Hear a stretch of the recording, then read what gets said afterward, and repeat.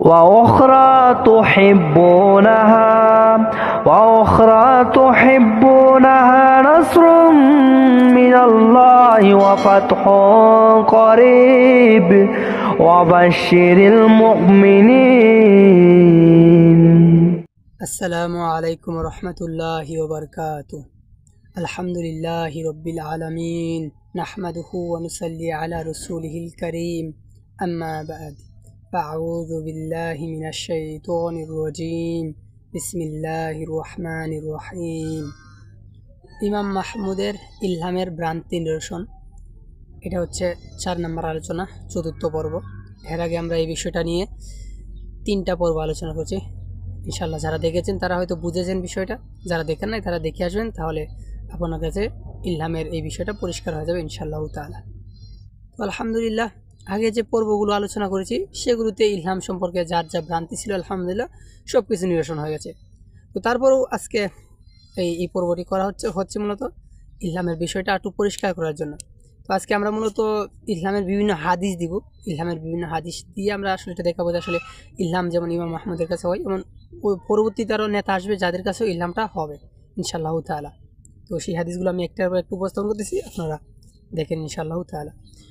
আমরা প্রথম যে হাদিসটা দিব আলোচনার, সেই হাদিসটা হচ্ছে ইমাম খতিব আল বাগদাদি রাহিমুল্লাহর আজিবাতিল আজিবা কিতাব, যেটা বাংলা অনুবাদ হয়েছে কিয়ামত সন্নিকটে, সেটার 281 নম্বর হাদিস। এটা বইটার 223 পৃষ্ঠায় হাদিসটা আছে।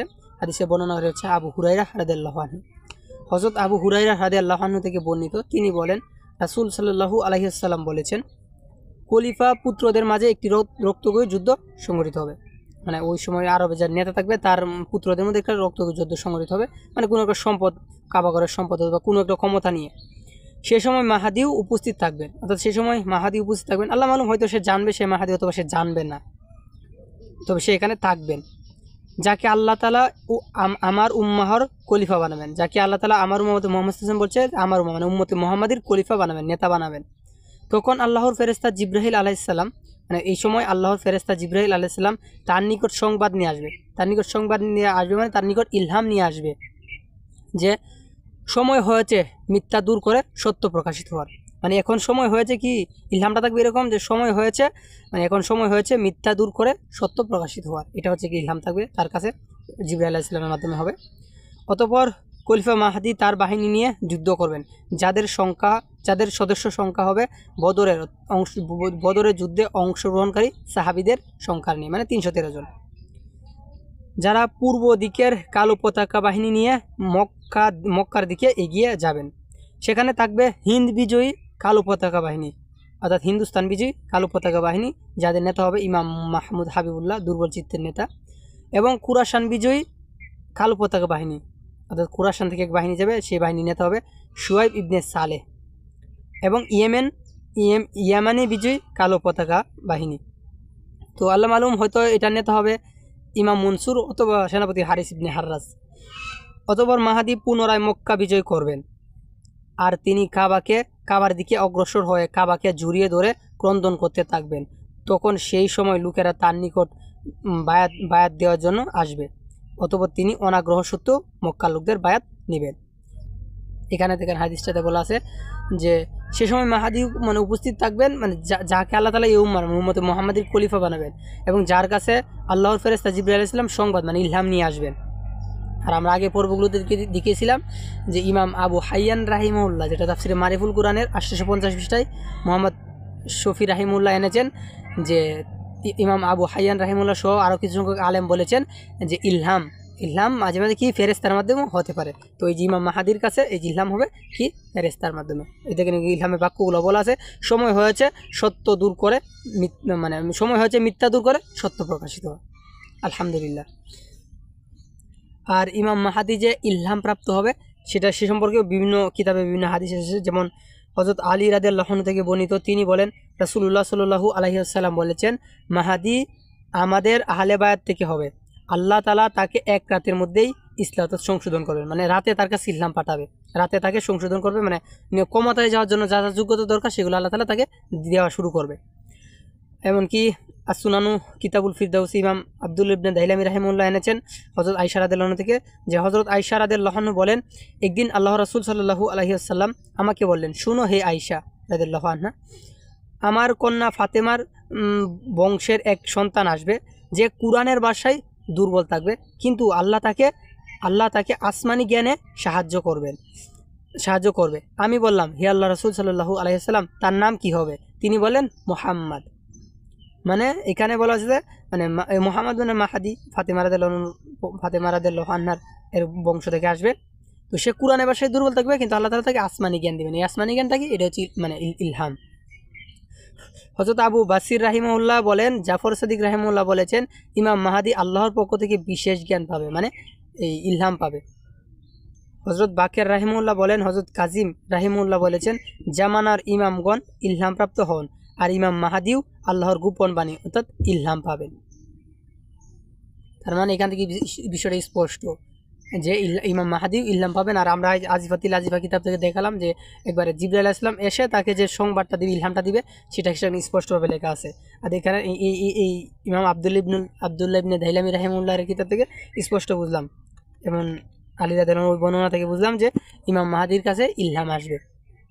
এমনকি ইমাম নুআইন বিন হাম্মাদ রাহিমাহুল্লাহ এর কিতাবুল ফিতান সহ বেশ কয়েকটি কিতাবে মানে জিবরাইল আলাইহিস সালাম যে আসমান থেকে মানে আহ্বান করবেন ইমাম মাহাদির নাম নিয়ে, এই বিষয়গুলো এসেছে। আমি একটা বর্ণনা শোনাই। এখানে আবু জাফর ইবনে মুহাম্মদ ইবনে আলী রাহিমাহুল্লাহ বলেন, যখন পূর্ব আকাশে 3 থেকে 7 দিন পর্যন্ত ও আগুনের অগ্নিশিখা দেখতে পাবে, তখন আহলে মুহাম্মদ সাল্লাল্লাহু আলাইহি ওয়াসাল্লাম এর অর্থাৎ ইমাম মাহাদির জন্য অপেক্ষা করো। এক পর্যায়ে আল্লাহ তাআলা হযরত জিবরাইল আলাইহিস সালামের মাধ্যমে মাহাদির নাম ঘোষণা করবেন, যা পৃথিবীর সকল মানুষ শুনতে পাবে। এটা লিখছে আল মুত্তাকি আল হিন্দি, তার আল বুরহান ফি আলামত আল মাহাদি এই কিতাবে 32 পৃষ্ঠায় এনেছেন এই বর্ণনাটা।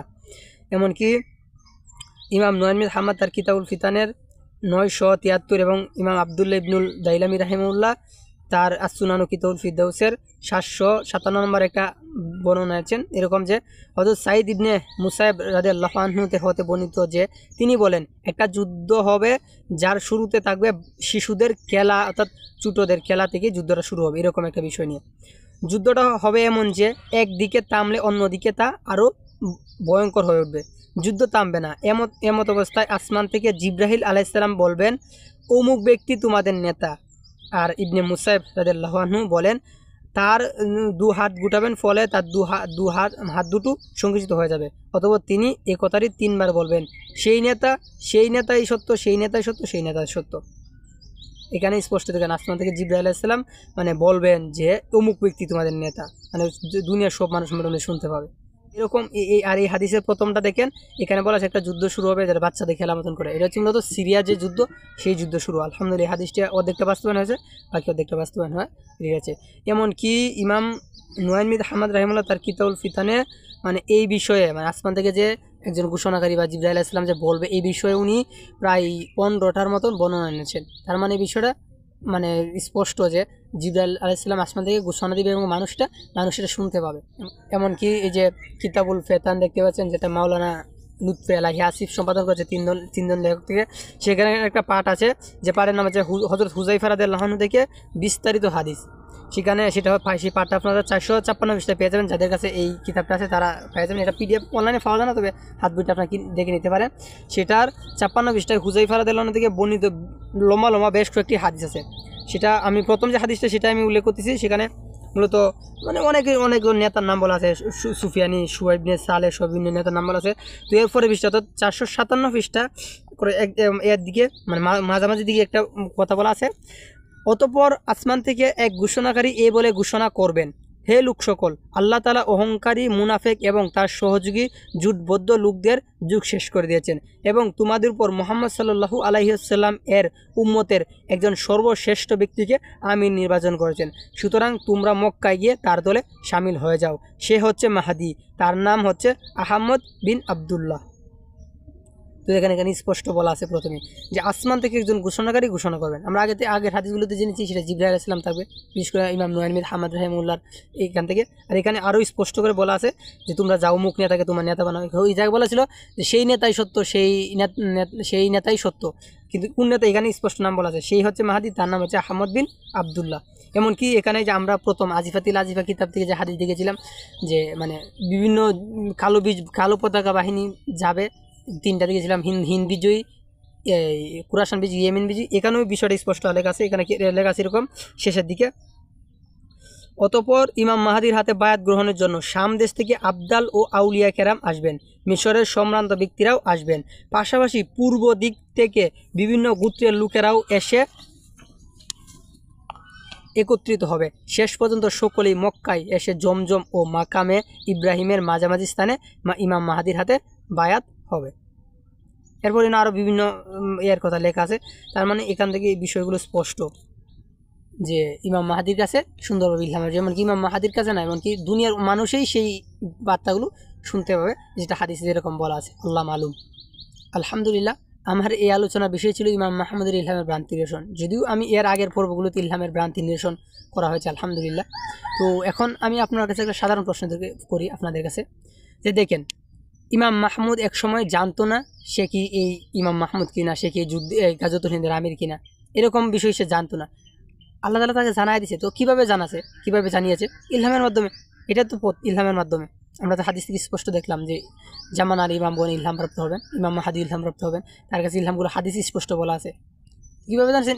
ইলহামের মাধ্যমে। একটা জিনিস দেখেন, যখন যিনি ইমাম মনসুর হবেন, তো উনি তো জানেন না যে উনার কথা হাদিসে বলা আছে, উনি হচ্ছে সেই মানুষ যার কথা মানে হাদিসে বলা আছে, যার জন্য যারা জানে তার সম্পর্কে, তার জন্য কথা যে তিনি একজন আল্লাহর পক্ষ থেকে একটা মানে আমাদের একজন নেতা ইমাম মনসুর। তো ইমাম মনসুর তো জানবে না যে তিনি সেই ইমাম মনসুর, যার জন্য মানুষ এত আকাঙ্ক্ষা করতেছে, যারা জানে সেই বিষয়গুলো। তো উনি কি জানবে না। তো উনি কীভাবে জানবে যে উনি ইমাম মনসুর? এক কথা, আল্লাহ তাআলা তাকে জানিয়ে দিবে। কীভাবে জানাবে? ইলহামের মাধ্যমে। সাধারণ কথা। ইমাম মাহাদি, যার জন্য গোটা পৃথিবী কাঙ্ক্ষিত হয়ে আছে, আকাঙ্ক্ষিত, ইমাম মাহাদি আসবে। এমনকি ইমাম মাহাদি আসবে এই বিষয়টা করতে অনেক সে যেমন অনেক বিষয় গুলাটি মানুষ পালা গেছে, এমনকি অনেক নিচে চাপা দিয়ে দিছে শুধু ইমাম মাহাদি আসবে করে। ইমাম মাহাদি আসার আগে ইমাম মাহমুদ, ইমাম মনসুর, হারিস ইবনে হারাস, শুআইব ইবনে সালেহ, শামীম বারা, সাহেবে কিরণ, আরও সুফিয়ানি, আরও যারা আসবে, এদের কথা একবার মানে ভুলেই গিয়েছে এই ইমাম মাহাদি জপতে। তো এখন দেখেন ইমাম মাহাদি যখন আসবেন, উনি তো নিজেও জানবেন উনি ইমাম মাহাদি। আল্লাহ তাআলা ওনাকে লুকিয়ে রেখেছে, গুপ্ত রেখেছে, যাতে মানুষ ওনার ক্ষতি না করতে পারে। তাহলে উনি কীভাবে জানবেন উনি ইমাম মাহাদি? হাদিস স্পষ্ট বলা আছে ইলহাম আল্লাহ তাআলা তার কাছে ইলহাম পাঠাবে। তো একই কথা, সহজ হিসাব। এটা সহজ হিসাব না? দেখেন, ইমাম মাহাদি জানবে না তিনি ইমাম মাহাদি, আল্লাহ তাআলা তাকে কী করবেন? ইলহাম দিয়ে জানিয়ে দিবেন। ইমাম মনসুর জানবে না তিনি ইমাম মনসুর, আল্লাহ তাআলা কী করবেন? তাকে ইলহাম দিয়ে জানিয়ে দিবেন। তো ইমাম মাহমুদও জানে না তিনি ইমাম মাহমুদ, আল্লাহ তাআলা তাকে কী করছে? ইলহাম দিয়ে জানিয়েছে। সাধারণ হিসাব। তো আলহামদুলিল্লাহ, এই ছিল আজকে আমাদের ইমাম মাহমুদের ইলহামের ভ্রান্তি নিরসনের কয়েকটা পর্ব। এখান থেকে মূলত আমরা ইমাম মাহাদির বিষয়গুলো উপস্থাপন করেছি, হাদিসগুলো, যাতে মানুষ ইমাম মাহাদি আসবে এটা বলতে এই ধারণা করতে গুলাটে না হয়ে যায়। দেখালাম হাদিস থেকে যতটুকু সম্ভব তৌফিক দিয়েছে। ইনশাআল্লাহ এর পরে পর্বে অন্য একটা বিষয় নিয়ে আলোচনা করব। আশা করি আপনারা সকলেই বুঝতে পেরেছেন। নাসরুম মিনাল্লাহি ওয়া ফাতহুন করিব।